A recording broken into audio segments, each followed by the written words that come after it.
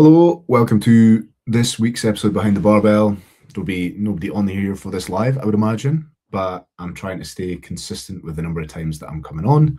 And so I thought I would come on and do some stuff. I meant to have a guest on today, but didn't end up getting him on. Oh, I need to change my microphone over. There we go. So yeah, didn't end up getting him to come on. So we're now instead going to chat on Sunday at 2 p.m. So Sunday 2 p.m. I was speaking to Liam Walker about all things functional fitness, all things BF3, all things IF3, which is going to be good fun. So yeah, today I just put out, because I wanted to come on and do something anyway, I just put out a little Q&A onto my Instagram. I didn't get many questions, so this will be quite short, but there's a couple of them I've got some good detail in them and might get me a chance to get a couple of clips out of this. So let's have a look at questions. I'm going to get cracking on here for a little amount of time, and then after that going to go and facilitate 26.1 and do 26.1 myself as well. I believe Yon's done it already and Steve's done it. No, set the bar very high for me to beat, boys. But we'll see how we go. I'm excited for it. So yeah, that one of the first questions was, what's your thoughts on 26.1? I think 26.1 is a really fun start to the open. I'm very glad that we added in the box step overs with the ball. It's a new movement we've not seen before. It's something a bit exciting. I think this, the time cap is debatable, but let's be real. It's an AMRAP for everybody with a prescribed number of reps. The way I'm going to hit it, if this helps anybody else, is that getting to those 40 wall balls on the way back down is, good for the majority of people who really want to push the envelope a bit.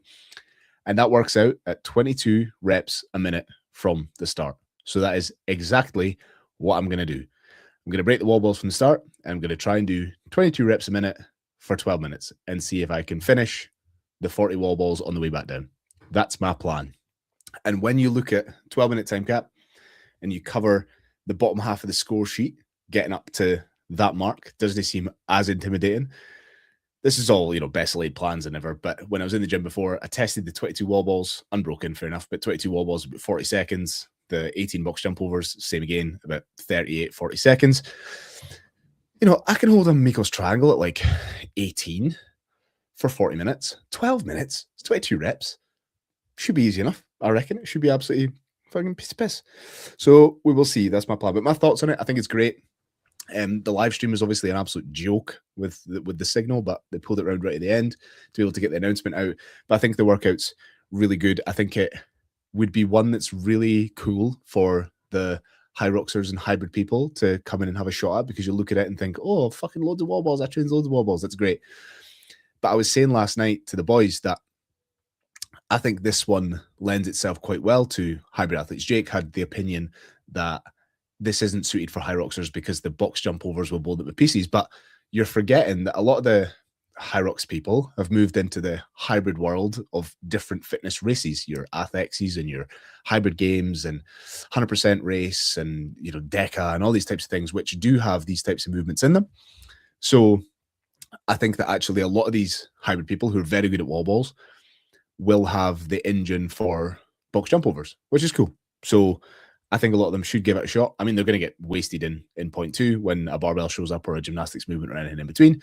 But I think that it's a great chance for those hybrid style people to try some CrossFit and probably dust most of the CrossFitters in this workout. And then the next time, when the next workout comes around, there's not a chance. My thoughts on it are it's a great workout. I think it's super inclusive across the board for a point one, and having a new movement is something that is really exciting in general. So I'm gassed to do it. Watched some people do it this morning. I think every single person that attacks this workout is underestimating how difficult it is with the volume.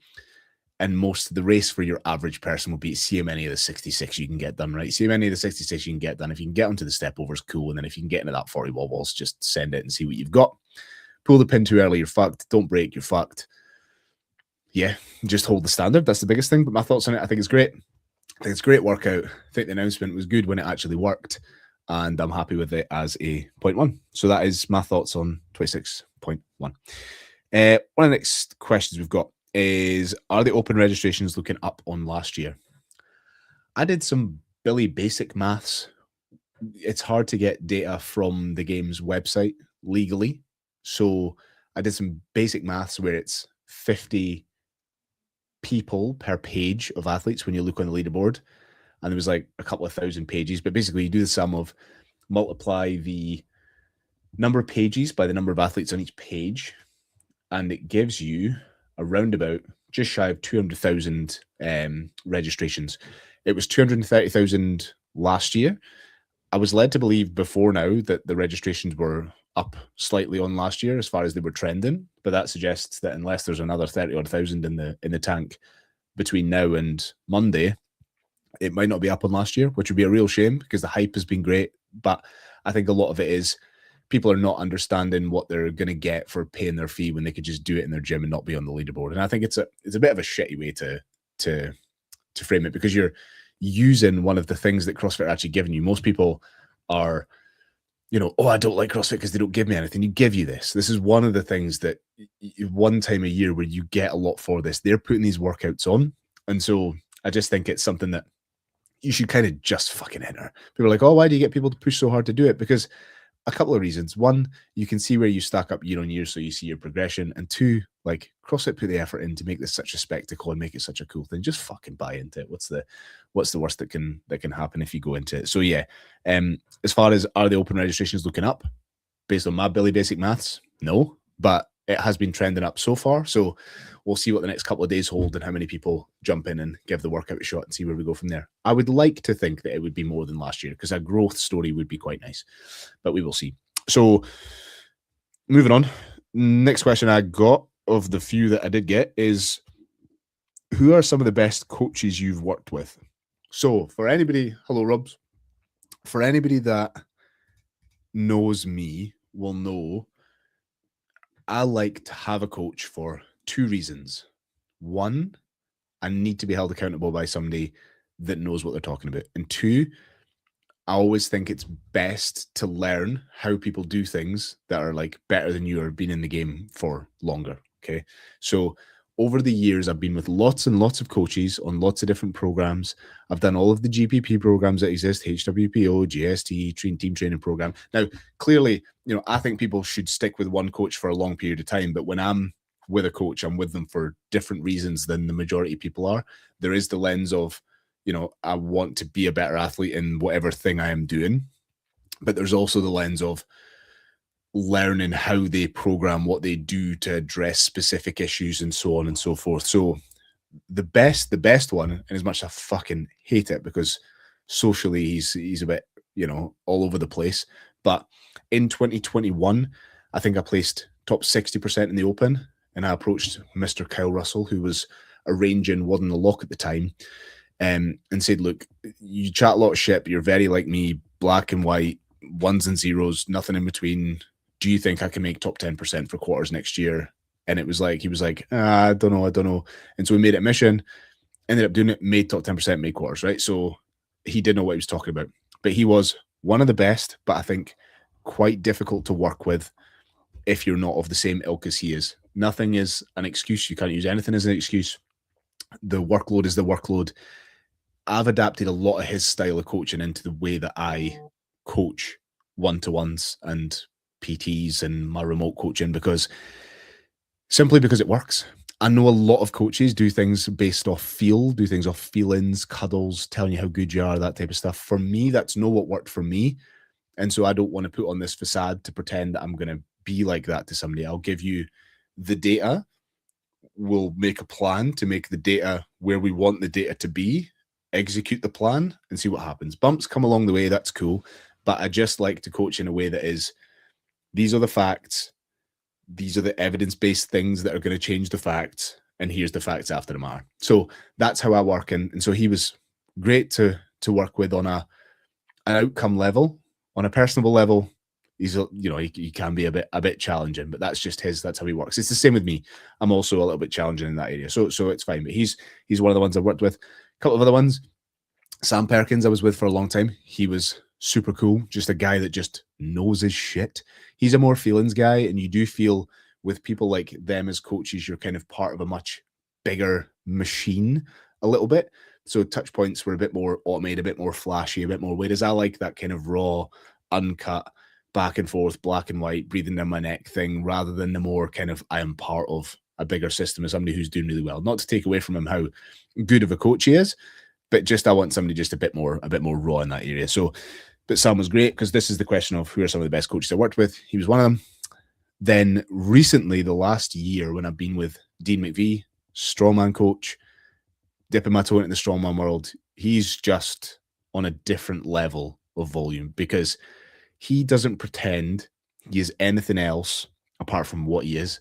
And I rate that so much. He thinks, he is a strongman coach who's super strong, who has been there and done it. And he's like, here are the things I did. Do them and you will get stronger and better at this sport. And he's the classic example of, well, he's a prime example of someone that is against, when you say the best athletes don't make the best coaches, he makes a good coach because he has done what he's done. He doesn't give you the most meticulous breakdowns of stuff, doesn't. It's just like, this is the volume. You do this volume, you'll get stronger to this point and you'll do better. And I just kind of rate it. And he's good with me from a feelings point of view. He's been through a lot of stuff. He's good to chat and check in with. He's a bit of a rogue individual. He's cool. So he's a very good guy I've worked with in the past. And I think those are probably the top three from like a coaching me perspective. Johnny Davies done my level 2 and he was fucking class. Like there's no taking away from Johnny what he does. He's just on a different level. If anybody thinks themselves to be a good CrossFit coach, he's the guy that you want to see and do and get feedback from because he's just, he's top level in that level. So yeah, those are kind of 4 examples of some of the best coaches I've worked with or seen in action that were kind of great, if you like, just in where I've been. Then we've got, what do you think about non-CrossFit gyms promoting the open? Kind of touched on that in the last question. I just think it's bullshit. I think you should just enter is my view on it. I don't get really why you would do it, because do your own stuff. Because clearly if you're not affiliated, it's because you think you can do it better and provide more than what CrossFit can. So just leave the open alone is my opinion on it. Or run it, call it what it is. You don't have to be affiliated. Run it, call it what it is. Say we're doing the CrossFit Open, but this isn't a CrossFit gym, so we'll video the workouts. And there's a few examples of that. I've seen it. But the thing is, you as a place, you don't do things better than CrossFit do. But that's kind of what you're saying is I do it better, so therefore I don't need to register and I'm just going to steal half the stuff. But it's a big conversation that you could get into. I don't like it. I don't think it's very fair. Pay your fucking way. If you think CrossFit's the right way to do it, pay your way, or at least pay homage to the thing is my overall view on it. So that was genuinely all of the questions I got, and I've got through them in 13 and a half minutes. So there are only 2 people watching. If there are anybody of you in the comments and you have any conversation topics for me before I have to chin off this week's live at 15 minutes in, which would be a brass, that'd be very, very useful. What else is going on in here? Did we get any more questions? Probably not.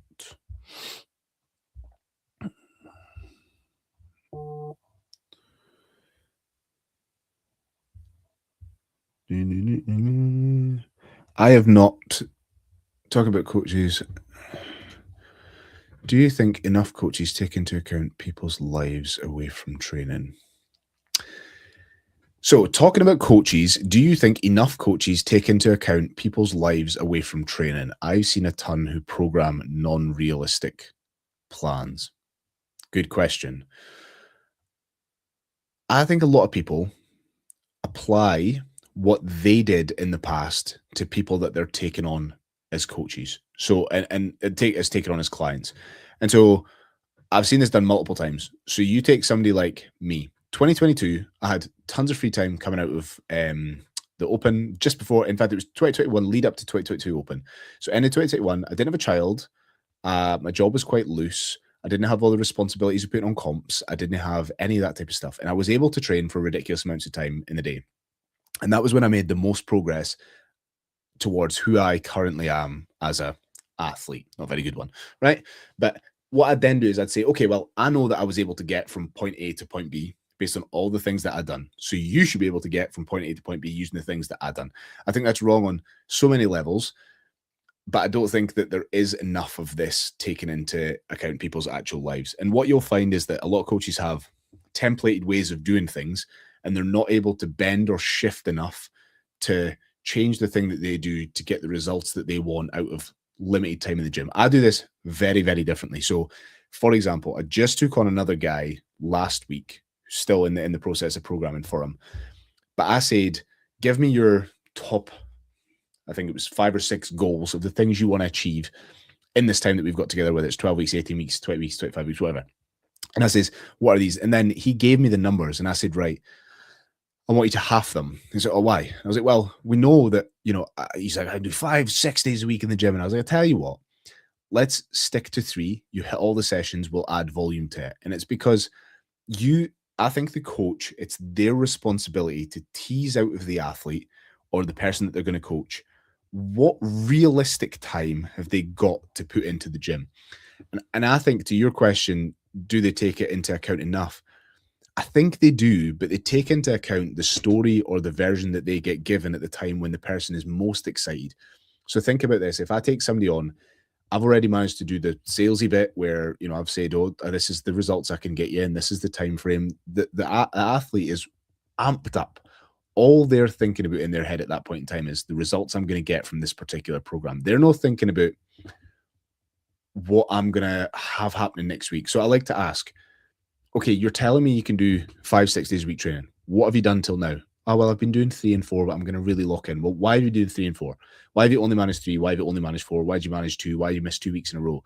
Well, because I had this kid's thing, and then I had my missus was ill, and then I was ill, and then I was like, well, okay, cool. So what's the fundamental change that's going to happen right now that tells me, apart from the excitement you've got in your brain about the results that you can get without taking into account the hard work, what's the fundamental thing that's going to change that's going to get you into the gym 5 or 6 times a week?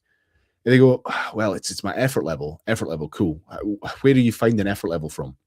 All right. So I think a lot of this to this question, I don't think it is about taking people's accounts, taking people's lives into account. I think it's more about bringing the client or the athlete back down again from their excited level of what they think they're going to be able to do when they've got rose tinted glasses on against everything else. So I think it's most of the time it's not the coaches. I do get what you're saying about, people program non-realistic stuff, but I think they're, for the most part, good coaches especially can only go on what they're told. And if they're told this person can do 5 or 6 days a week, hour and a half, 2 hour long sessions, you're going to try and stick within that parameter.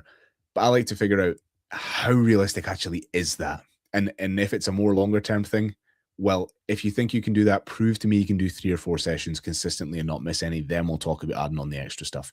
And that's the way that I work. And it's a way that if anybody else done it, it's a good way to do it. So I can do 5. Okay, I'm going to give you 3. Hit all 3 for 4 weeks in a row, and we'll add 1 extra. You hit all 4 for 4 weeks in a row, we'll add 5. And so that's usually how I would work it. But I think you're right. A lot of people try to apply too much of a blanket approach to too many people in a way that it just doesn't work overall. Long-winded version of that answer, but it was a good question. Gave me at least another 5 minutes on a question. Did we get another question in? Yeah. No, nothing in. I think the only other thing I'll touch on is I've not heard back from CrossFit as per my licensed event for mixed pairs Reavers yet. I'm trying to, but they seem to be pieing me off, which is odd because they want my money. But the good news on mixed pairs is we do now have enough teams to run the comp. I think 56 teams was the cap, and I think we're at 51. So there's probably 5 spaces left now for 25th of April mixed pairs Reavers, which is cool. Takes the stress off. I got a message from Ali McKinnon last night saying, is there still space in your comp? I was like, Ali, you're a bit fucking late, but here you go. So that could be cool. I don't know if Chaz and Maddie have signed up. They said they were going to sign up. And they've got some really good teams formed from my gym who will take some absolute chasing in what will be essentially adult PE level workouts. So slightly lower skill. But yeah, CrossFit not coming back to me is annoying because I want to push it as a CrossFit licensed event, even if it's not coming with much merit or much stuff behind it just now. But that's where I'm at. What else am I up to just now? Just got a whole bunch of new kit in the gym. Got some 5 kilo plates, some 10 kilo plates, an adductor, some benches, skipping ropes. Yeah, some bits and pieces. So that's good. And we're about to start on with a marketing company, which was quite cool. Me and Mikey went on with them this morning to help with filling up gymnastics upstairs and some of the empty slots we've got. And we're going to be launching small group PT quite soon. So the details of that will be up in the world for the world to see and sign up to in the next few weeks, I would imagine. So super successful kickoff meetings about that. And I'm mega gassed to get it going. But yeah, I think that's all. If I've got no more questions, Robs, if you've not got one more for me, well, I will see you on Saturday. Hopefully, are you going to be down here for 7:30? That's when the first class is. That's when the solo class is. Then pairs after that. What a time to be alive that will be. You'll have to leave at fucking 3 a.m. Yeah. Good to chat some shit. And at least to keep myself consistent with saying I'm going to log in and talk to nobody. So yes, there we are. Anyway, thanks for watching this very short live for the two of you that were here. And I will catch up with you in the next chat. Goodbye.